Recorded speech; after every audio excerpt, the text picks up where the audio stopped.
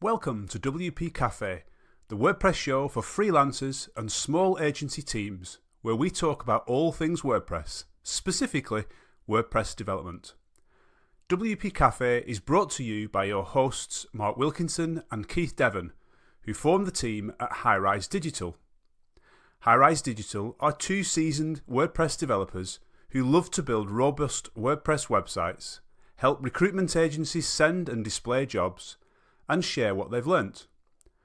This episode of WP Café is sponsored by RecPress, the advanced, done-for-you job board for WordPress. Check it out at recpress.com. Now on with today's show. Hello and welcome to episode number 113 of the show. In today's show, we're going to be talking about caching dynamic pages, a little bit about how to handle sales calls and some recent experiences of ours, sorting terms and post types, and a few other bits and pieces. And as always, if there is any audience participation, we'll be taking comments and questions there. So please do say hello in the comments and get your questions in. But before we start, let's have a little catch up. Mark, how have you been doing? Hello, everyone. I've been good. This week's been exciting. It's kind of got my what do you call it? Enthusiasm back this week. I don't know. Having been waning for a few weeks, I seem to have got that back. We've had some interesting sales calls, hence the reason why sales calls is on the list of topics to discuss. Some exciting inquiries. So yeah, it's all been good, I think. So it's been a fun week. I've still got a cold and my desk still doesn't work, if anyone is excited about listening to that, because you can see I'm still sat down. I've given up, basically. It's going to remain in this state for the rest of its life. Anyway, there we go. That would definitely be the case if it was my desk. I think when something like that's happened, it's just game over. But yeah. Game over. It's gone. How are you? How's your week going? I'm good. Yeah, so we missed last week because I went skiing or snowboarding. Last minute little trip to see a buddy of mine out in Chamonix in the French Alps. Got some absolutely glorious weather and some good snow, but I've realized I'm getting too old for snowboarding, so my body cannot deal with that anymore. So I think next time I might try to learn how to ski, but then I'm worried that I'm too old to learn how to ski as well. So we'll see. But yeah, lots of fun. I'm kind of similar with you in terms of work. Feeling weirdly more enthused about stuff, even though it feels like everything's just collapsing around us in some ways. There's some good little nuggets of progress and stuff to keep us interesting and inquiries that I'm motivated to try to win, like work I really want to try to win. Pretty good really. So on to today's show. So the first topic that we had for discussion, and it's really more of a bit of an experience point for us rather than something that we can kind of teach, is about caching, and specifically around a system that we're building, which kind of creates dynamic landing pages. And the question came up as to whether or not we should cache those pages. And then the question came up as to like, okay, if we are going to cache those pages, how are we going to do it? So Mark, you've probably got a bit more technical background to that, and the experiments that you made. It's kind of interesting. Yeah. Technical background, I'm not sure. Maybe that was the wrong expression. I like how you said if you come to this channel for like to be taught about caching. I'm not sure anyone comes to this channel to be taught about anything. I really hope not.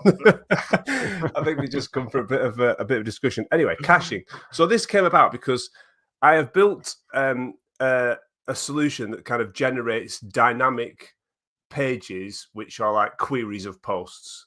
And the idea is the user doesn't have to build the pages and like put a query block on or anything like that. They're kind of all built for them in a URL structure. So it uses like rewrite rules and things like that to query the right posts. And as part of that, we wanted to sort of like show how many posts were the result of when you click on one of these links, essentially. So when you click on this link, you're going to see 12 results, if that makes sense. It's to do with job boards. So I'm sure if you've been on any big job boards around, they do something similar. Well, what that actually does is it generates an awful lot of database queries, because if you've got lots of terms, then for each of those terms, you are querying how many posts you're going to get before you've actually queried how many posts you're going to get. And it ends up generating quite a lot of queries. So, and the deeper you go into this, then the more terms it's got to query, because you're further down the tree. It's complicated to explain, but essentially this results in a lot of queries. And when I say a lot of queries, I think I had a test site where we had 5 taxonomies. Each taxonomy roughly has 15, some of it less than that, terms. And it was generating like 3,000 database queries on the page, which on my local site was taking around 4.5 seconds to load the page, which is pretty slow, obviously. It might be a bit quicker on a production server, but it was pretty slow. So it got me thinking, well, how can I actually improve that? Because I kind of have to do those queries. There's no like going around those. I have to do them. So I looked at my code. I consulted with Bob, ChatGPT, and you, Keith, and we thought, what parts of this can we optimize? And we did. We optimized a few bits of it. Like, I was getting a list of the terms, and we optimized that a bit better. So instead of getting all the terms and looping through them, I was able to query the specific term that I wanted. So that was a bit more efficient. And then I also made use of like the transients. So when we say, for this query, get me the total number of posts, I was able to cache that rather than grabbing it every time. It's still doing a database query because it still has to look at the option, but it's slightly faster. It certainly seemed slightly faster when I was doing the tests to retrieve that from the database in the options rather than from doing that. And again, I'm not a caching expert, but I believe if you have an object cache on your website, it would actually grab it from the object cache, not the database, because it would save it in the object cache, which would be even faster, I think. So that's that. So then it got us thinking, well, these pages are just results showing numbers of jobs, aren't they, essentially? So, you know, you're picking like accountancy jobs that are full-time, and it'll show you the list of jobs. There's no like dynamically generated user content on there. So like, you know, Keith gets to see a different page than me. So why don't we just cache the HTML and return that? So I experimented with a plugin that I've used before called Collate Cache, which does basically that. Excuse me. If you haven't noticed, I've still got a bit of a cold. And it essentially loads the page, saves the HTML in a file, and then serves that to the next person for however long the cache is valid for, if that makes sense. Yeah. So I installed that on a site that I was doing this testing in, and it was lightning fast. Like, it was absolutely rapid. And it kind of fixed the whole problem, because we weren't querying all these 3,000 queries anymore. We were just, obviously, when you hit the page the first time, it's quite slow, and it generates the page, saves it as the HTML file, and then boom, everyone else gets the HTML file. So it's like, well, that's fixed the problem. The problem is, I can't guarantee that everyone is going to use that caching plugin, or should use that caching plugin, or what caching solution they've got in it. So I was thinking, is there ever a time where a page cache, such as like serving static HTML pages that have been generated from WordPress, is there ever a time where that is a terrible idea? And the answer to that must be yes. Yeah. And the only example I can think of is where you're showing different content on a page to different people that are logged in. For example, if you're in the UK, you see different to if you see America, and everyone will get the same thing. If otherwise, if you're a logged in user or something along the lines, or you've set a cookie, I can't, that sort of thing. It's different content for different people rather than the same page for everyone. But I can't think of websites that we've done. There's probably some, but very few, where that is the case. It's literally everyone gets that page. It's the same page for everybody. So why wouldn't we use something like a static page cache on every site? Yeah. Well, Tim Nash is in the comments, so hopefully he's got an answer for us. I don't know, Tim. Yeah, you've probably got a good idea about this stuff. Yeah, I don't know, and I don't really even fully understand what an object cache is. I don't really fully understand what a transient is. I don't really know the difference between many of these things. I understand like a page cache, like something is literally turned into flat static HTML file, and that HTML file is served up rather than that getting built on the fly on the server. I understand that. Yeah, I think my understanding of the difference is that so a transient is an option in the database that lasts for a certain amount of time, essentially. So if you were doing a call to an external API, get me the latest 10 tweets, for example, you probably wouldn't want to do that every time the page loads because they're not going to change. So you'd probably do that for the first page load and you'd just store the result of that query. So you grab the data from Twitter API and you just store that. And one way of doing it is you can just store it in an option in the database. Right. But you need that to expire. So that the next time you call it, if it's not in the database, which you don't want it to be, maybe every 24 hours, maybe every 12 hours, maybe every 6 hours, you want it to go and grab it again. Okay. Right. So that's what that does. Now, as far as I'm aware, an object cache is very similar, except it doesn't use the database. It uses the server's memory, to want of a better word, essentially. So it's a little bit quicker because it's not actually going to the database to get the data. Okay. And when does that get loaded into the server's memory? And like, how long does it hang around for? And like, I believe you set that when when you're coding that in, when you say set this object cache, set this value as a cache thing, and it'll give it a time. I don't, again, the servery things behind the scenes, I don't know, but there's WordPress functions to do that, and I believe if you're using the transients API, i.e. your code says set transient, get transient, if there is an object cache, it will use the object cache anyway. It doesn't use a transient. That's my understanding. Someone comment from Tim here, which might help clarify some of that. A transient is an object in the object cache with an expiry time. So they're not, I kind of get that, I think. And then a page cache, a full page cache, I think, is just a static HTML. We've rendered the page in HTML, so we're not even going to bother asking the cache or the database for the next one. We're just going to serve that static cache for whatever time the cache is valid for. So let's take our example again. And one of the reasons it was such an expensive query is for every link that we're generating, we're trying to find out how many posts are in that query that is generated. So we're like, is there a way that could be saved so we don't have to do that query at all? No, we don't have to do the database query every time, and we can just kind of save that against some kind of key value pair that we can look up rather than actually doing the query. Or is that, I don't know. I don't know how that works. And so that's kind of what I'm doing. I'm saving that number in a transient or in an object cache. So I think if the site's got an object cache on it, it won't hit the database, because it will be cached for, I don't know what the length of time. I don't know what appropriate length of time is, actually. It depends on how often jobs get updated, I guess. But that's kind of what I'm doing.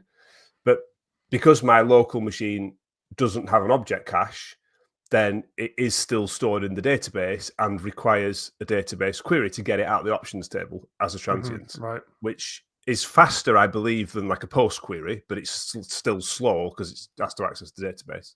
Yeah, well, Mark has said that. Hi, Mark.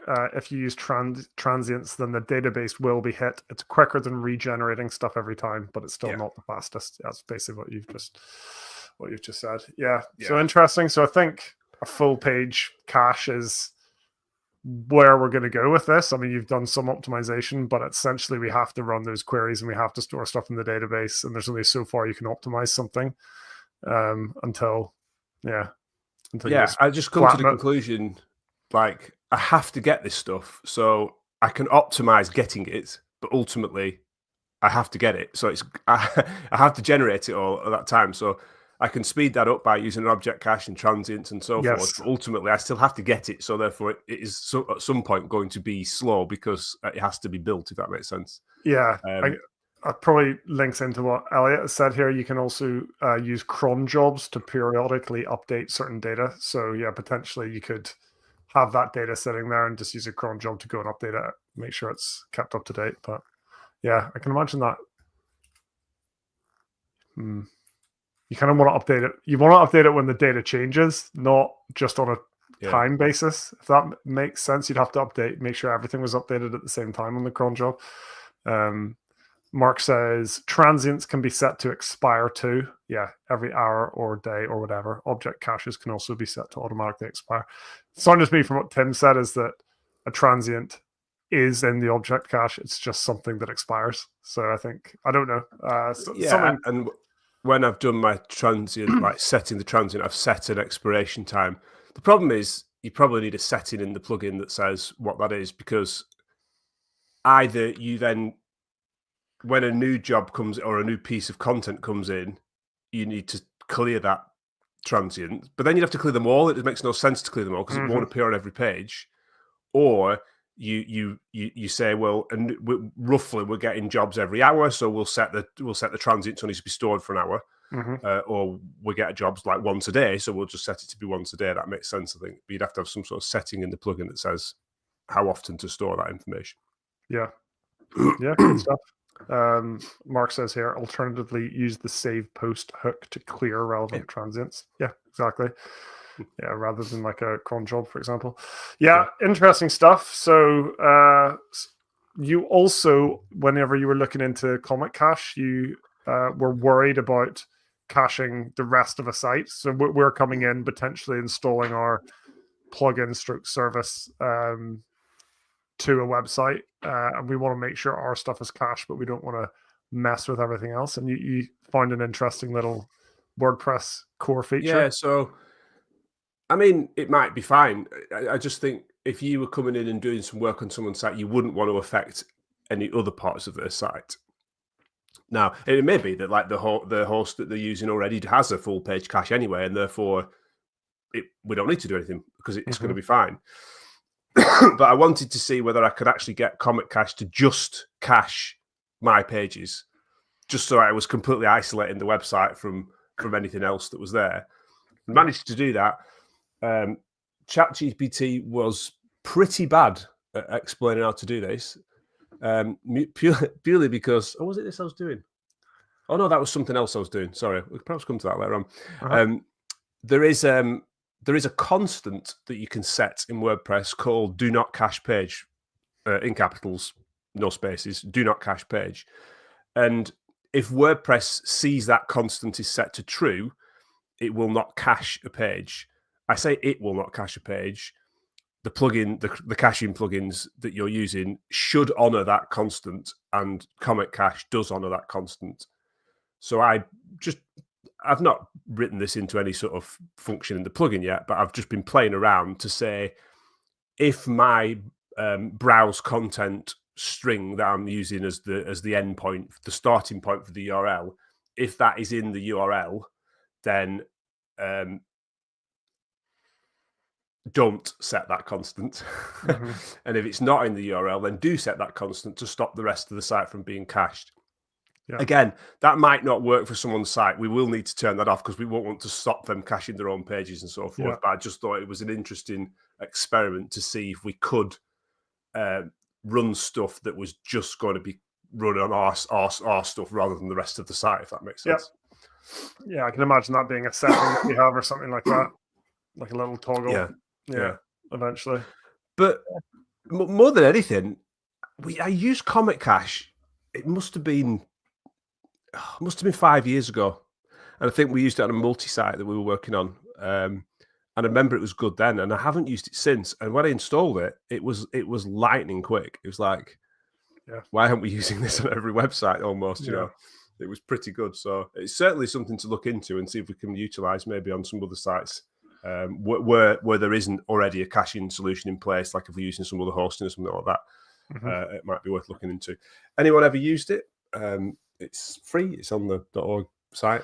I'm interested to hear people's general opinions on caching. Forget about this specific scenario of ours. Like, do you reach for a go-to plugin in this area, or does your host take care of everything, or just kind of generally, how do you handle caching and making sites a little bit faster? I think it's just a generally interesting topic. Yeah, I think it's an interesting topic because it's actually quite confusing.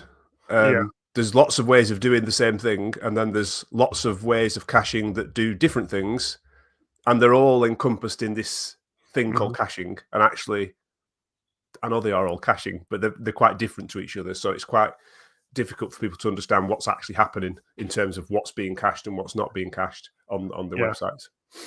Yeah. Which is interesting. Yeah, very good. Next up, I put this on the list, must have been probably last week. I've just written down how to handle sales calls. We've had a few sales calls recently, which has been really exciting. Yeah. So that's been nice because it's been a bit quiet for a little while, and we've actually had a couple in both of the kind of, I guess, the industries that we're currently sort of interested in, recruitment and independent schools. So that's been really cool that we've had some referrals. Interesting with the independent schools is it's all coming in a very kind of tight-knit little area. So, and I'm pretty sure it's just our referral, like our attribution link at the bottom of the websites that people are seeing, because we're not going out to actively target these guys, and we're not. I don't think we've got any good SEO going on around independent schools yet. So, those little attribution links in the footer, they do work. Certainly in certain industries, and I think we had an inkling that it might be a bit like this. You know, you do a nice website for one school, and then the school up the road's like, oh, they've just done their website. That looks better than ours. Let's get in touch. So it seems to be happening. So we've got some calls coming up, but we've also had some calls recently, and I think we both feel like we could really improve how we handle those calls, because we kind of freestyle it. And like, you know, we've been working together for quite a while now, and we probably shouldn't be freestyling it anymore. I felt like we used to have more structure than we do today. I don't know if you kind of agree with that. I sometimes come away from those calls thinking we didn't really sell ourselves that well. I don't know. What are your thoughts? So for me, I think we do have a structure, actually. You probably don't know it, but we do have a structure. The calls tend to go in the same way. You know, we always start off with a bit of a brain dump from the client. What do you want? And they talk about what they want and so on. And then from that, we ask questions and things like that, and then formulate an opinion of what they're looking for and where we might fit in with what they're looking for.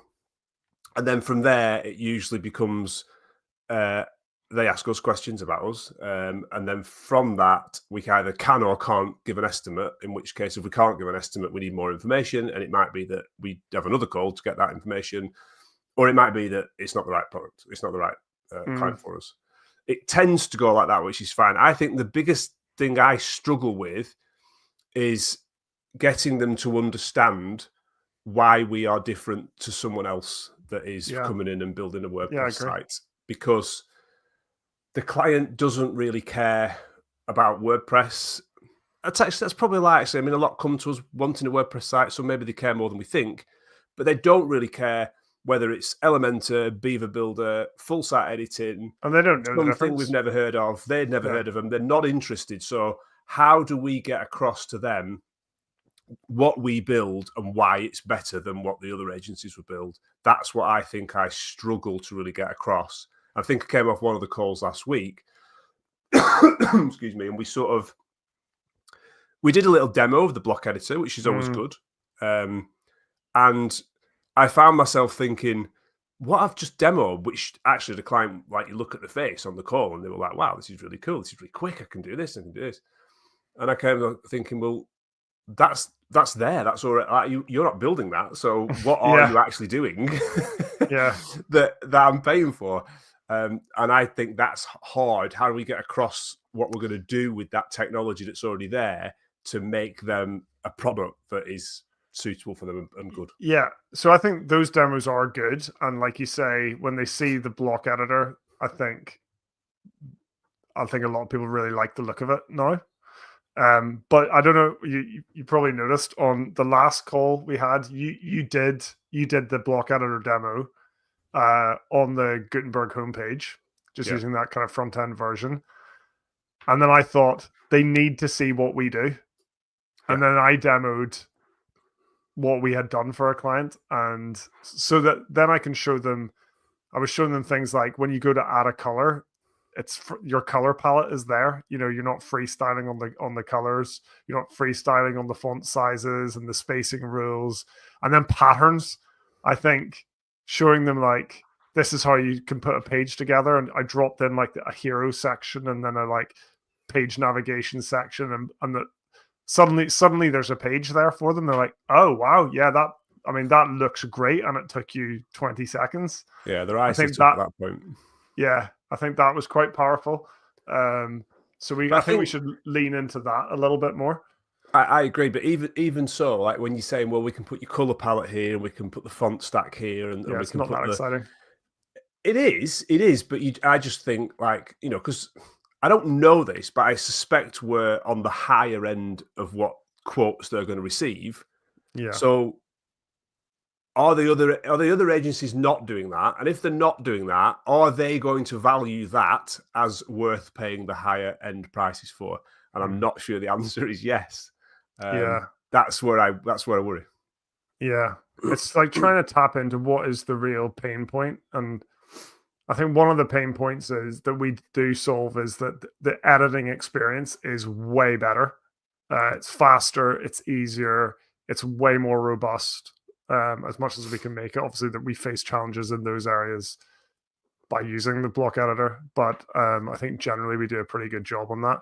So yeah, I think it's that, and then that coupled with like your site is going to hopefully last a lot longer because we're not reaching for a plugin for every single feature and every single thing on the site. You know, we can code a really lightweight slider block for their gallery or whatever without installing Revolution slider. Do you know what I mean? Like so. Should our sales calls be focused on that? And the reason why I say that is because, you know, they might get a quote from agency A that's like $5,000, and it literally delivers all the things they want. You will get a slider on your homepage. You will get this. You will get this. You will get this, and it will. To be fair to them, like it will. And we are kind of saying we will deliver that, but ours is $10,000. So that's where I think we've got to explain what the difference is and why that's much better than what the other one was. And I think I find it extremely difficult to do that. Yeah.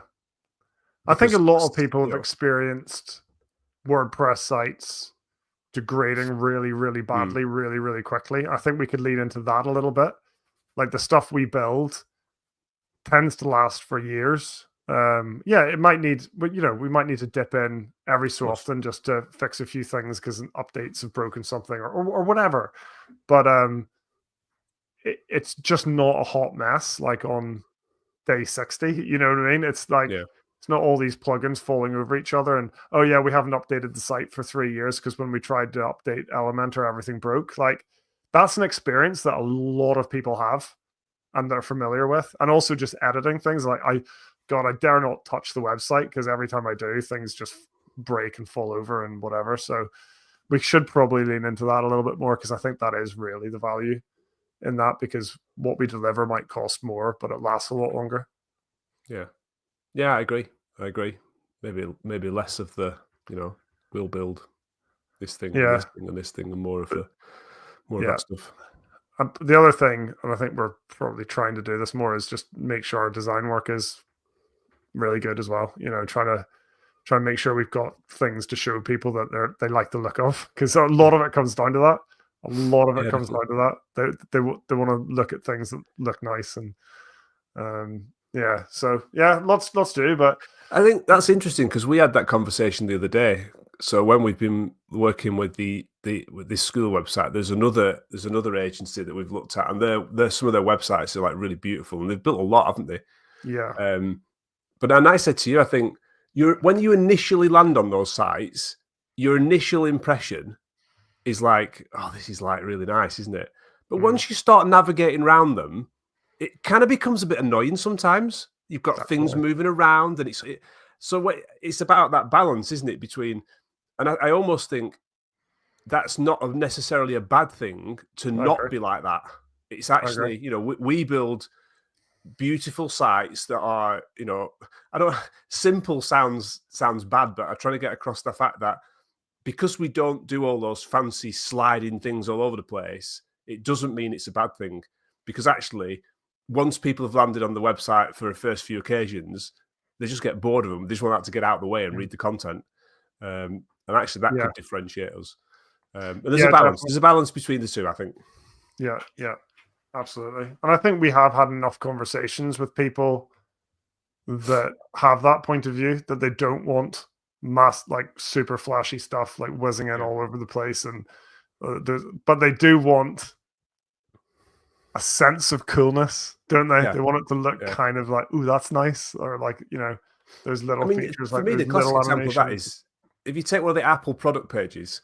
Yeah.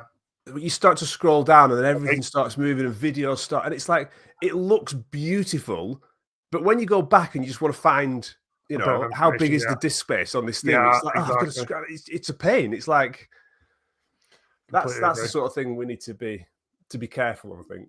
And maybe that's the differentiator, that we make it look nice, but it's not quite that. Yeah. So I think we can definitely improve. Maybe just before our next call, which we've got one coming up next week, don't we, with another school. So just before that call, I think we should have a little think about exactly what we're gonna talk about. But the other thing obviously is like, talk about the stuff that they care about, and that's why you get the brain dump first and you ask all the questions before you start talking about solutions. So you do the diagnosis before you offer a prescription, essentially. Sounds good. So sounds good. Yeah. Moving on.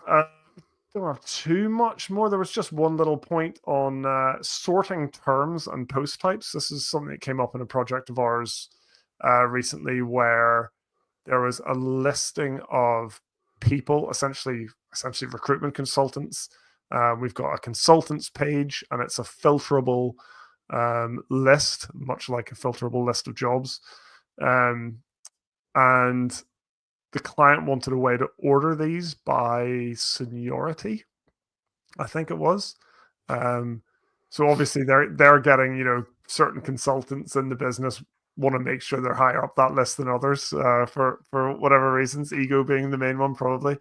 And we were just like looking into that. And initially I was going to provide a way to sort terms within a taxonomy.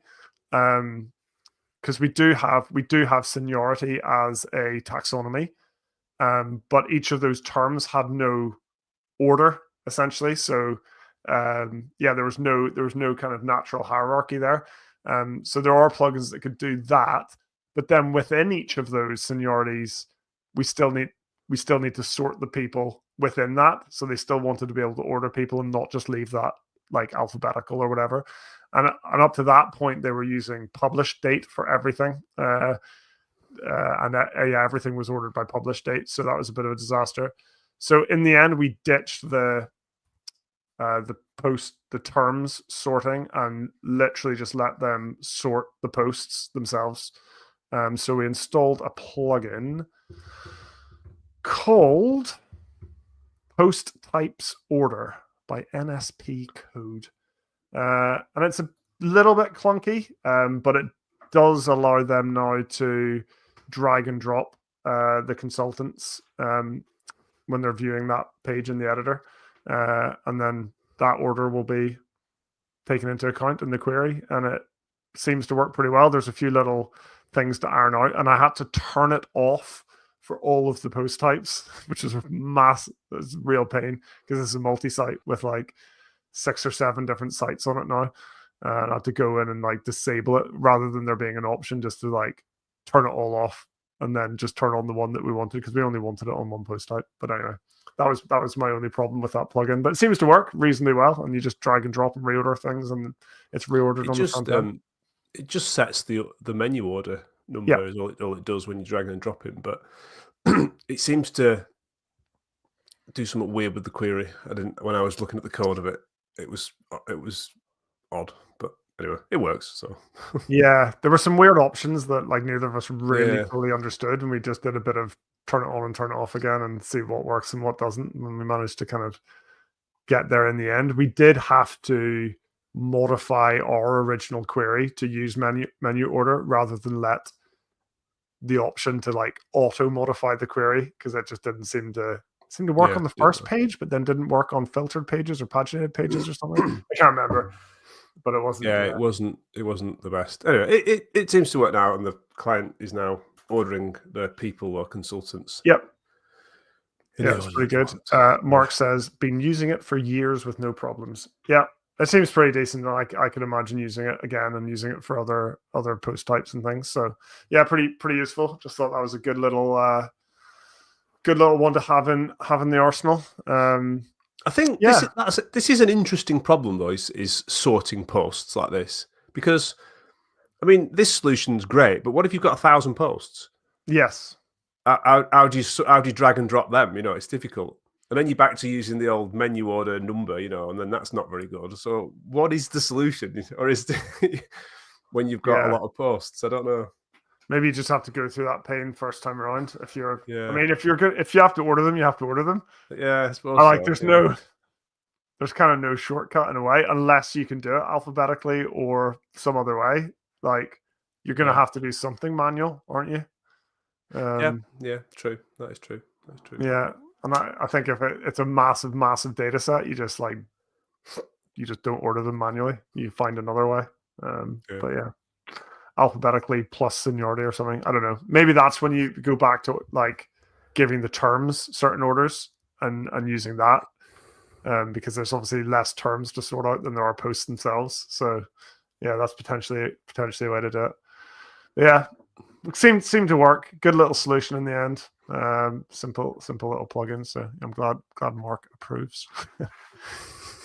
Anything else you want to cover today, Mark, or should we wrap it up? Just quickly, I know you mentioned AI on this list about Gemini, which seems to have appeared in all our Google apps and wants us to use Gemini and stuff. So we were having a test of it, using it to summarize calls and things like that, which. It was okay, actually. It wasn't brilliant, but it wasn't bad. I think for me, it's more can it really use like a big data set? You know, like we've recorded all of the calls we've had this year for job relay consultant calls. Can it really give us some insights for all those calls? I don't know, because I did that and I ran it and it came back with like 5 different points, and I'm thinking, really? There's only like 5 different things you can bring out from that? I think. There's probably more than that, but that's interesting. And while we're on AI, I mentioned this before. I was using ChatGPT to try and what was I trying to do? I was trying to prevent WPML from outputting any href lang on the front. The client wants like complete control over it, so we built something for them to do that. So they want to turn that off on certain pages. So I was asking ChatGPT, as I do for most things these days, like, how do you do it? And he's like, you just use this filter, and here, I'll write you a function. Blah, blah, blah. So I did the function. Nothing happens. So I started logging some stuff. Just never got a log. Nothing happening. So I'm like, that's weird. So I looked into the source code of WPML for this filter. Non-existent. Doesn't exist. Yeah. This filter. So I said to ChatGPT, are you sure that's the right filter? And he said, oh, no, that's the wrong filter. You want to be using this filter instead. It did that 5 times and made up 5 filters. Yeah. And kept telling me that, I'm really sorry about that. Yeah, that's not the right one, isn't it? So I couldn't believe, like, it's so good, yet at the same time, it just makes stuff up and was so bad. I wonder why it does. It doesn't seem to have the ability to say, sorry, I don't know how to do that. Instead of doing that, it just makes stuff up. When I say to it, well, that doesn't exist, it says, yeah, no, yeah, sorry, that you're right, that doesn't exist, does it? Yeah. So why can't you just say that in the first place? Yeah. But I wonder, even when you said it, it's just responding in an unintelligent way. It's saying, oh yeah, you're right, blah, blah, blah, but it's not understanding what it's saying. Like, it doesn't actually know what it's just really done, and what you just said is wrong. And yeah, it's a massive problem. Like, it happens to me all the time. Like, sometimes I ask how to do things in a certain plugin like that, but it'll tell you how to do it through the UI, and I'll just be like, just go to the settings page and click on this tab and do that. It's like, that doesn't exist. Like, it did it with Comic Cache as well. When I was trying to do the exclusion thing, it was like, well, just put everything into the exclusion thing, and then in the inclusion one, just put your pages. Yeah, it's like, oh, brilliant, it's going to work. Went to the page, and it's like, there isn't an inclusion one. It's all exclusion. And then again, he says, "Oh yeah, no problem. Sorry about that. Yeah, I got that wrong, governor." Yeah, Courtney, thanks for the comment, Courtney.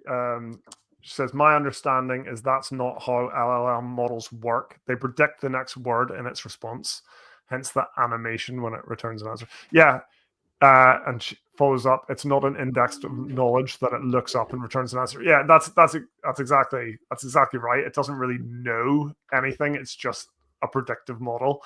It's literally always making things up. It just happens to sometimes be right a lot of the time because of probability.